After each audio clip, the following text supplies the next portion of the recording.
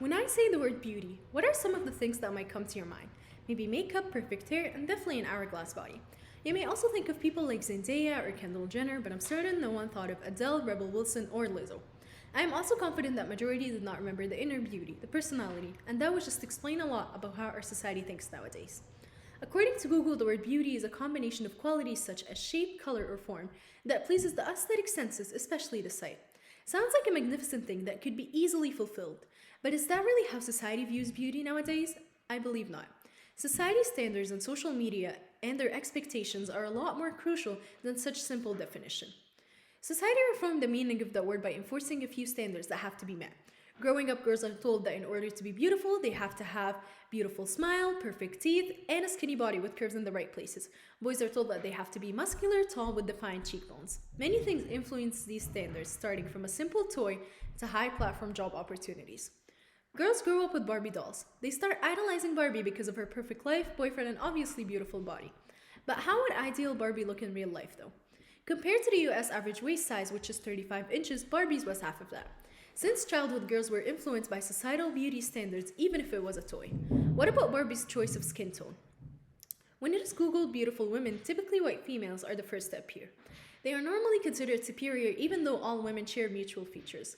Unlike white females, other ethnicities do not receive a lot of propaganda for their attractiveness. This problem is very common with magazine covers, social media platforms, and even some job opportunities. For example, Victoria's Secret. Not only does it lack diversity for having 22% of black female models, they also categorize women according to their body. In order to become a Victoria's Secret model, your height has to be 5'10 inches, wear a size of 32A to 32D bra, and be less than 130 libras. In simpler words, starvation is the solution to get the job.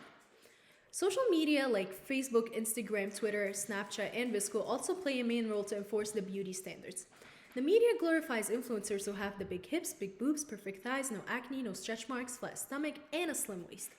A lot of these features are unattainable for many women, yet they are still a requirement in order to be labeled beautiful by the society. Although men do not have a lot of beauty standards to fulfill, they are usually compared to models on social media, famous actors, and influencers. When a poll was taken on Facebook to vote for the hottest actors, typically people voted for Chris Evans, Channing Tatum, and Chris Pratt, since they fulfill the standards of the lumber sexual look. What is that, you may ask? Simply, it's the same thing as an hourglass body for women, but it's called lumber sexual for men, which is the ideal male body. The man is supposed to have a broad upper body, including shoulders and biceps. He should also have a beard, be white, and have the V-shaped body to have the perfect lumber sexual look. But what if some men cannot fulfill all of these standards, which is very common and normal among men? According to statistics, 83% of lead actors in movies released in 2013 were white. And since People magazine began naming the annual Sexiest Man Alive, only one non-white man has won such title, and it was Denzel Washington.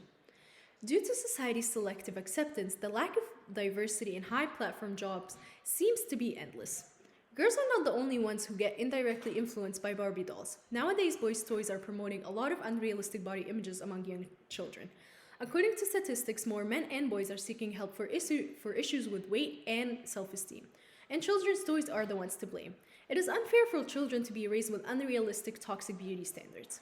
In a documentary that examines what is truly beauty in a society, a girl said the real big target became what someone looks like on the outside. They see what's on the outside and they emphasize it has to be beautiful in order to be considered someone beautiful. In other words, the inner beauty of the personality is not really an important aspect anymore. What kind of crucial and superficial society do we live in? Is it even normal that statistics show that only 4% of women consider themselves beautiful, and 45% of men are unhappy with their bodies? People wake up in the morning, including myself, to only notice the acne on the face, the chubby stomach, and the big thighs. Society and media influence people to look down upon themselves, to not be satisfied with who they are. One may say, well, all of these standards help men and women to work on themselves to become better. Well, that may be true, but the societal standards put a lot of pressure on males and females to reach the body that's glorified by the society. For example, me. When I am surrounded by beautiful girls and my Instagram feed is full of gorgeous models, I will be encouraged to work on myself. However, this motivation will quickly turn to depression. The eagerness I would have to work on myself would instantly fade away after I go through my Instagram feed. I will think to myself, why do I keep working so hard and I still don't look like them? What am I doing wrong? What do these beautiful girls have that I don't? And I will either simply give up or start having eating disorders. And that's exactly what a lot of males and females experience due to society's toxicity. Especially when the media normalizes the idea of eating disorders by posting thinspiration posts, such as skip dinner, wake up thinner, hungry to bed, hungry to rise, make a girl a smaller size, and a lot more crucial posts that encourage girls to starve themselves. You may think this is crazy behavior, and no way girls and some boys actually do that. Well, it's not, especially when famous people like Kate Moss also enforce the idea of the normalized perfect body by saying nothing tastes as good as skinny feels. Eating disorders are not the only negative impact of society's unattainable expectations of every person. The consequences of the thin ideal and lumber sexual look are lowered self esteem, increased depression, and excessive dieting. Some of the current standards of beauty are unachievable because the gap between realistic expectations and the ideal body continues to grow larger. Statistics show that 28% of females 28% of males and 50% of females are battling eating disorders. You may ask, well, what should we do about it? Society standards will not change. It's a systemized mentality. However, you're the one who has the solution. Change your mentality. Remember that everyone's beautiful in their own way. Work on yourself, but don't expect instant results. Understand that influencers put on a show to please the public. Love yourself. Use social media to improve your self-esteem and not destroy it by searching for personal development strategies.